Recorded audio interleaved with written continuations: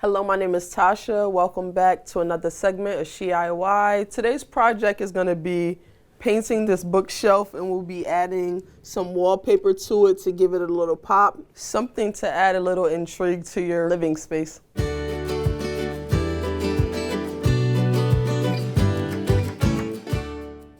We have our Tebow wallpaper. We have our Aura satin. We have sticks to use for our primer. We have shields, wallpaper sizing, and then we have wallpaper glue. 3/8 rollers, handle, brush, and some blue tape to protect areas that you don't want painted. We're gonna start with our primer and get right into it. Our primer is gray. We're using the gray color to help with better hide for our top coat. We're using a 3/8 roller to help achieve a uniform top coat. I like to roll it towards the wood grain. It helps even it out a little better and it rolls smoother. We're going to use a 2.5 angle brush. Some people like to paint the whole thing with a paintbrush. I like to use the roller. It's a little quicker. I only like to use the brush if I want to get into spots that the rollers can't reach. If you do put on too much paint, just make sure you catch the excess so it doesn't leave bubbles.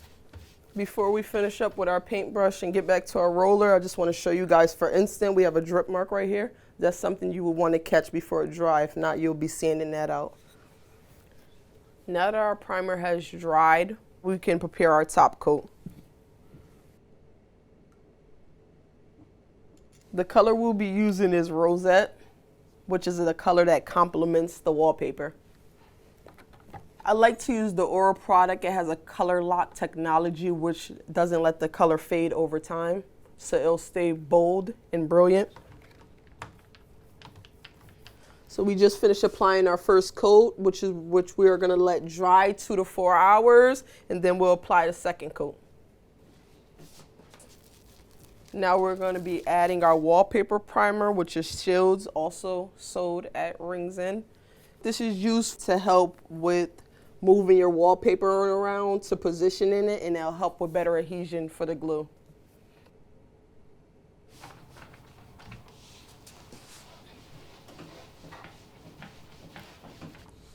Now that we have our wallpaper sizing on, our primer, our 2 coats of finish, we're going to be wrapping up the paint portion of the project, and we're going to hand it off to Elizabeth, who works in our design and decor department. Thank you for watching another segment of SheIY. I'm Tasha, and remember, you got it. Thank you so much, Tasha, for showing everyone how to paint this bookshelf here. Now we're going to take it a little bit further, and we're going to add a fun pop of wallpaper. You'll need a utility blade, a tape measure, a nice brush, a pencil to make some markings, and a wallpaper paste. Always look on the instructions of your wallpaper. They'll all come with instructions. If they don't, you can call into our designers and they'll be happy to help you select which wallpaper paste is best for the wallpaper that you selected. And then we also have a wallpaper smoother. I like to use a damp rag just to clean up some of the glue, and then also I always have a dry one as well.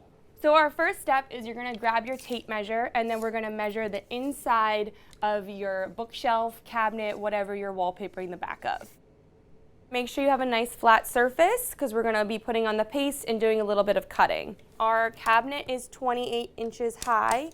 We're going to cut about 29, maybe 30 inches. We'll do 30 just to be safe. We're going to get our pencil,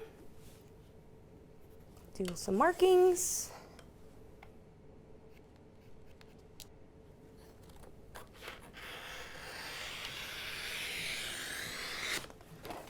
Okay.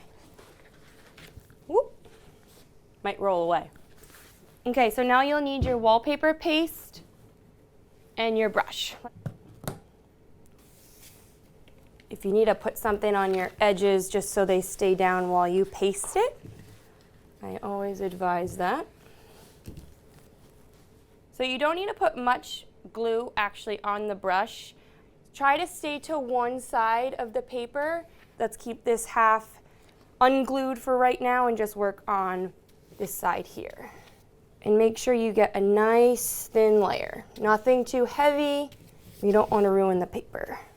Doesn't matter which direction you go in, just make sure it's all on there. Sure to get all your corners. Okay, now what we're gonna do is we're gonna fold this paper on top of another. And this is called booking the wallpaper. And what this does, oops, got a little glue, that's okay. Just take your damp cloth and wipe it off. And what this does is you're gonna kind of connect it. It allows the glue to set up so that it gets nice and tacky so that when we go to put it on, it's good to go. And do the other side.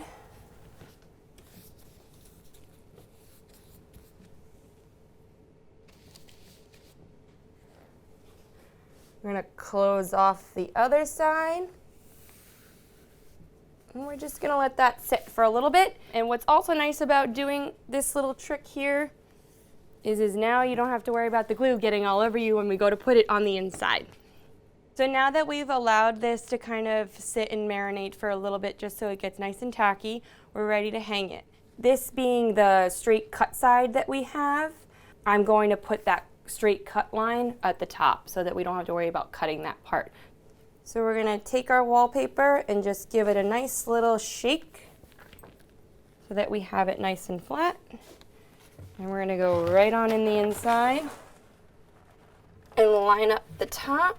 Now we're gonna flip up the bottom and we are going to peel out the remaining. We don't pull it all the way off just because it's still wet. It still hasn't set. All right, so what we want to do just so we can continue to get the air bubbles out is we want to trim off the excess that we don't want. So that's where you're going to take this guy and your straight edge. Be very careful, these guys are very sharp. And you're going to basically push it in the corner as best you can.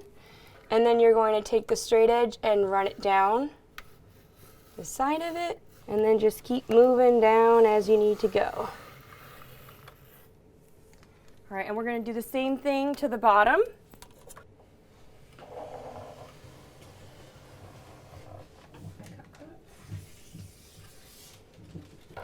Peel away the excess. And we're just going to push out all those air bubbles.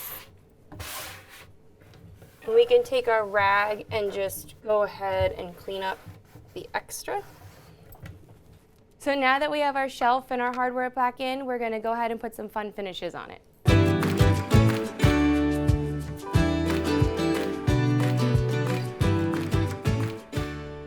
Thank you so much for joining us for another edition of DIY. Thanks again, Tasha, for helping me complete this project. My name is Elizabeth, and don't forget, you got this.